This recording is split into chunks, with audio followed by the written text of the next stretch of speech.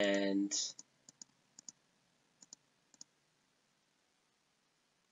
okay, so some more terminology: oxidizing and reducing agents.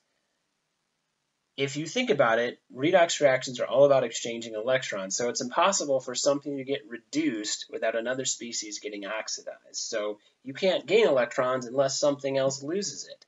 You got to gain it from somewhere. So they have these things called reducing agents. Reducing agents are things that cause something else to get reduced. So therefore, reducing agents are losing electrons, and they themselves are getting oxidized. So the thing that gets oxidized is the reducing agent. You can have oxidizing agents. Something has got to help something else get oxidized. Something's got to catch those electrons. Oxidizing agents cause something else to get oxidized, and they themselves are reduced. So reducing agents get oxidized, and oxidizing agents get reduced. And I know it's a little confusing, but that's the way it works. And as we go through this and we use it and we talk about it more and more, it will start to get comfortable. It is a little bit odd. So this is an example, okay? Take this little reaction here. If we assign oxidation numbers, those are both elements, so there's 0 in the compound NaCl. Na is plus 1, Cl is minus 1. So in this reaction, sodium is getting oxidized. Notice it's going from a charge of 0 to a charge of plus 1. That means it lost an electron. So it's getting oxidized there. Chlorine is getting reduced. Notice what's happening to chlorine's oxidation number. It's going from 0 to minus 1 on this side of the reaction. So chlorine has gained an electron. Leo the line goes gur. Gaining electrons is oxidation. Losing electrons is reduction. So sodium is oxidized, chlorine is reduced. We could also say that sodium is the reducing agent. It's the thing that's giving the electrons to chlorine. Remember, reducing agents get oxidized.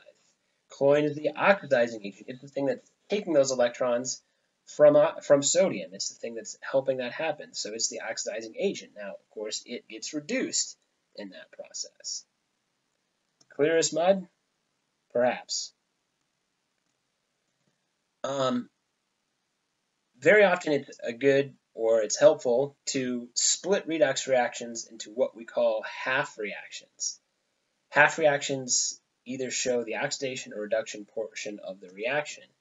It's really important to realize half reactions themselves are not complete reactions. You cannot have, it's just like it says, it's a half reaction. It's only half of what's happening.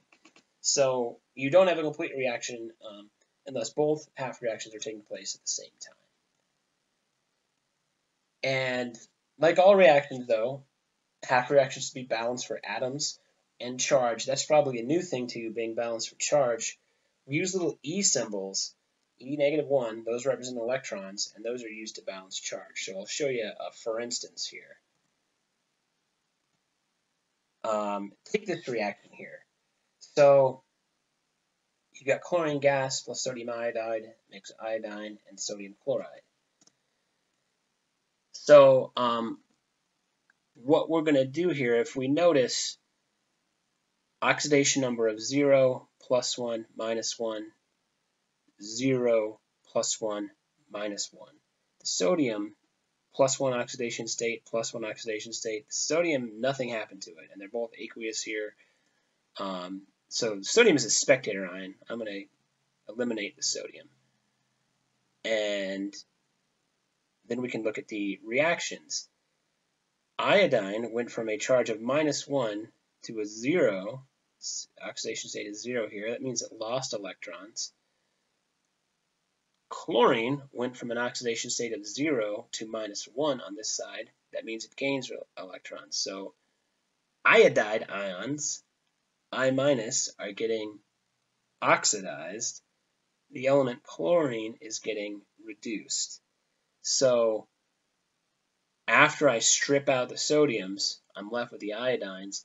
And in my oxidation half reaction, I'm just showing the oxidation take place. I'm starting off with 2 iodide ions.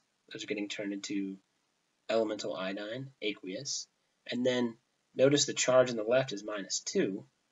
The charge on the right is 0, but then I add this plus 2e minus to show those 2 electrons that are being lost. And now the charge is -2 on both sides. And that's what we want. We want the charge to be balanced. Not necessarily 0 on both sides, but balanced. In the reduction half reaction, we've got chlorine going to Cl2, 2 chloride ions. Total charge is -2 over here, so I put the 2 electrons on this side to balance it out. And that's it for this video. Thanks, guys. Again, I know it's confusing, and the half reactions might be more than a little bit mysterious at this point, but we're going to practice a bunch in class, and hopefully we'll all get there. But thanks for watching, and enjoy the rest of your day.